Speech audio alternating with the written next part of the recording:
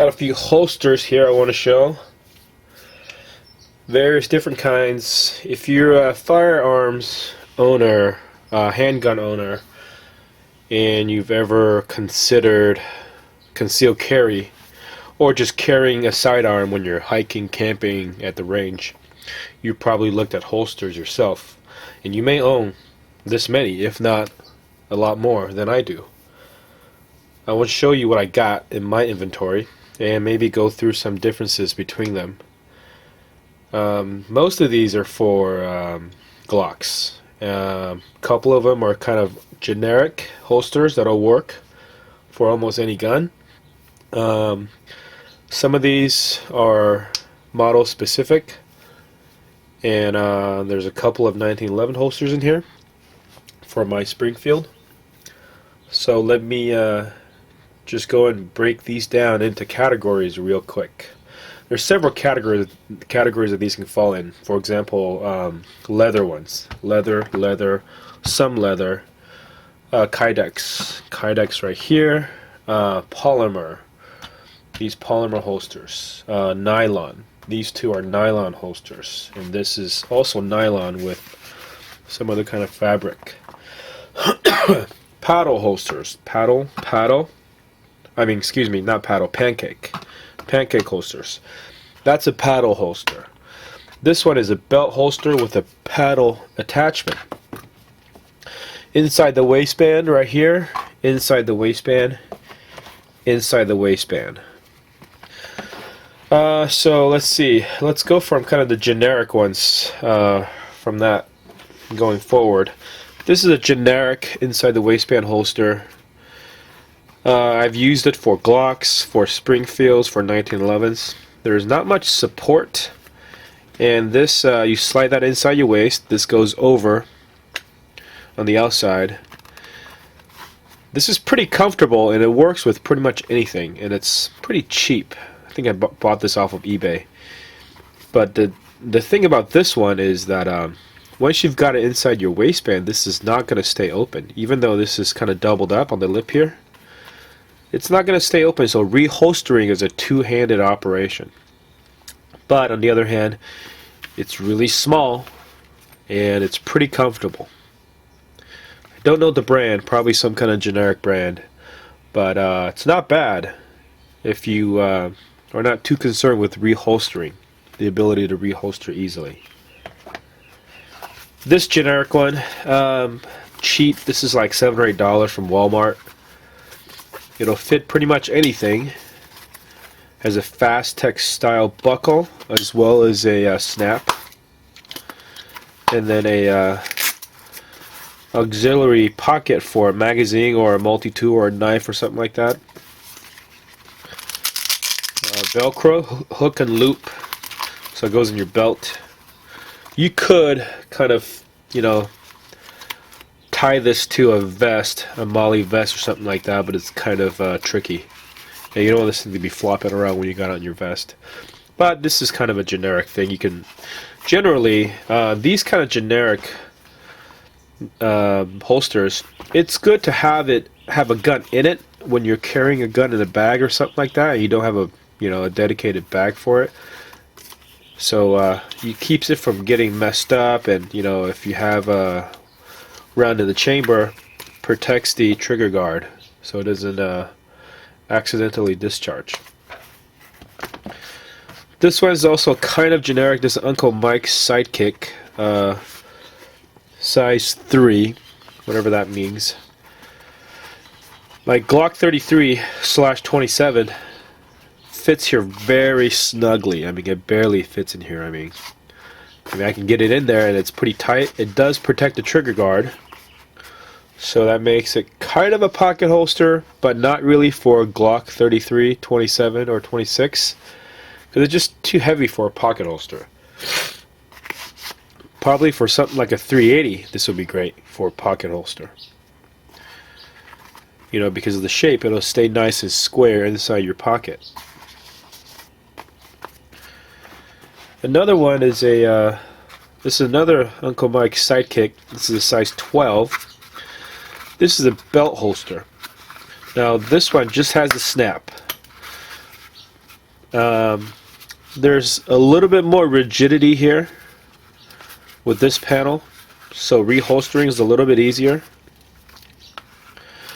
This is also kind of made for a smallish gun, and it actually fits the Glock 26, 27, 33 fairly well. But this belt loop, it's okay.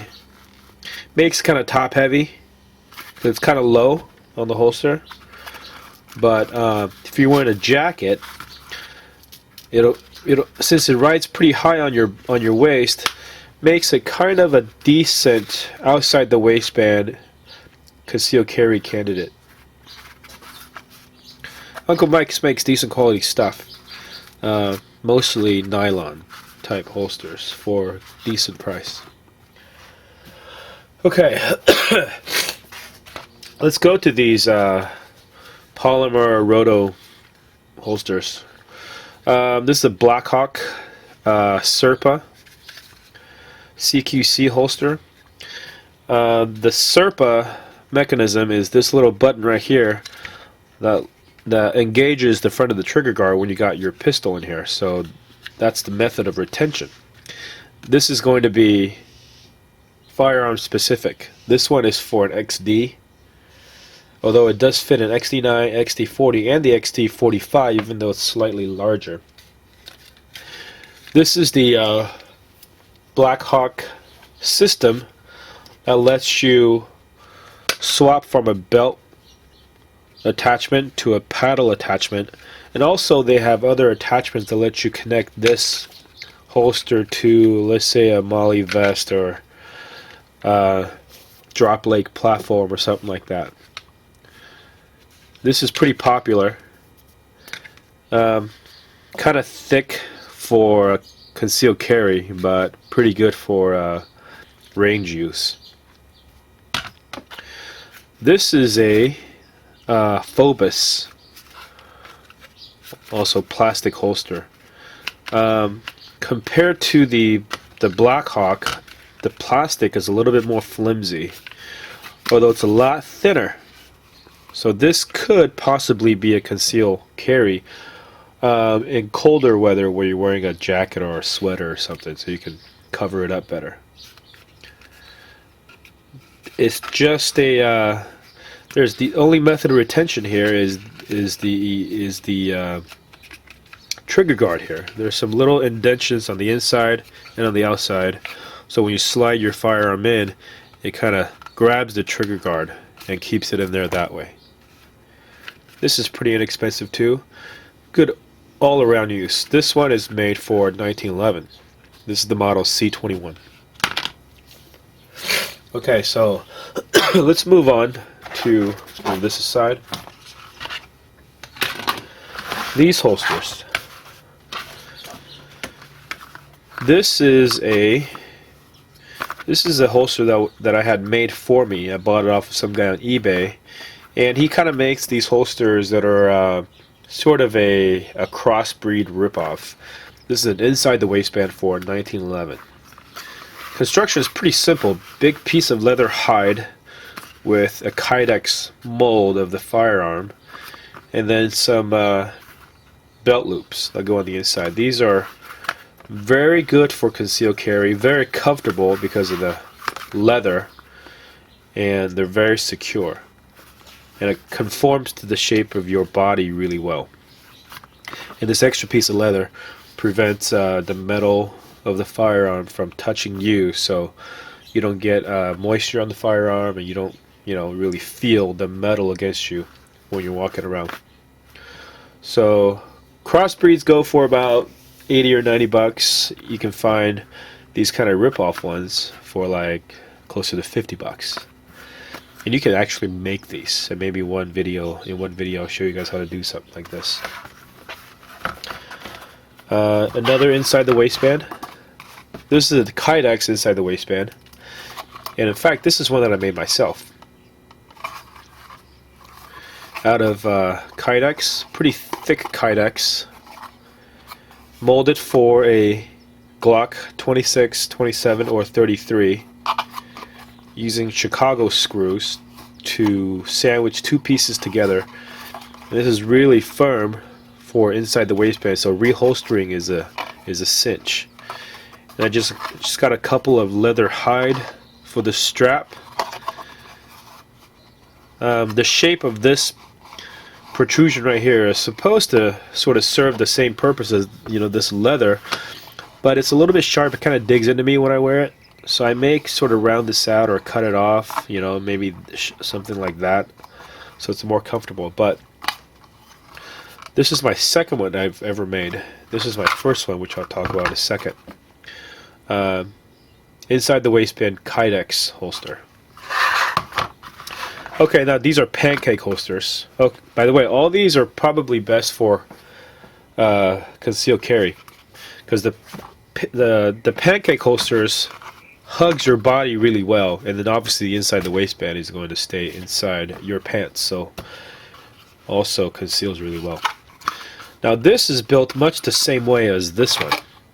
2 pieces of Kydex, heated up, molded around the firearm, and then Chicago screwed together. This one, instead of having these belt loops in the front, belt loops in the back, pancake style. This is the first one I made. This one will work for a Glock 23, 1923, or 32, and it also works for a Glock 26, 27, and 33, because it's just a little bit shorter, and the retention is here by the trigger guard anyways. So it holds any of those 6 firearms really well. And these are real comfortable. This is a much better shape than this. You can see it's not as sharp, and you know, it doesn't dig in as much. And it's probably because of the shape, kind of curves out a little bit, whereas this one just kind of flat straight up. So this one is actually more comfortable than this one. Being the fact that it's a pancake holster, it's going to stay outside of your body. It's going to be more comfortable, but it's not quite as concealable. And then this is a leather pancake holster with a thumb snap. This is very, very nice, very comfortable. This is a Tegua holster. They kind of make high quality, high value leather holsters for various types of firearms, 1911s, Glocks, XDs, Rugers, you name it. Though, you know, you can go to their website and see all the models they carry. I like this because I wanted something that was leather. I don't really have that many leather holsters, as you can tell, just this one. This is kind of a leather / Kydex combo. I got this cheapie. So this is kind of my first foray into leather holsters, and I like it. It's good for concealed carry with a coat. It's good for range use, and it rides pretty high on you. And the thumb snap makes it really secure. Reholstering is easy because of the leather. And this goes for about, I think I pay something like 40 bucks. It goes on sale, 20% off. So that's pretty much all the holsters that I have. There's probably a few that I've got hidden around somewhere that I didn't pull out, but here's a selection of holsters for you guys to check out. Oh, and these Kydex ones, I will make a video at some point to show you guys how I made these. I don't have any really special tools except heavy duty shears and a heat gun. It's pretty much all it takes to make these. And these are kind of similar to the Raven concealment holsters that go for 80-90 bucks. You can make that for probably, in materials, about 20 bucks. Anyways, here's my holster overview.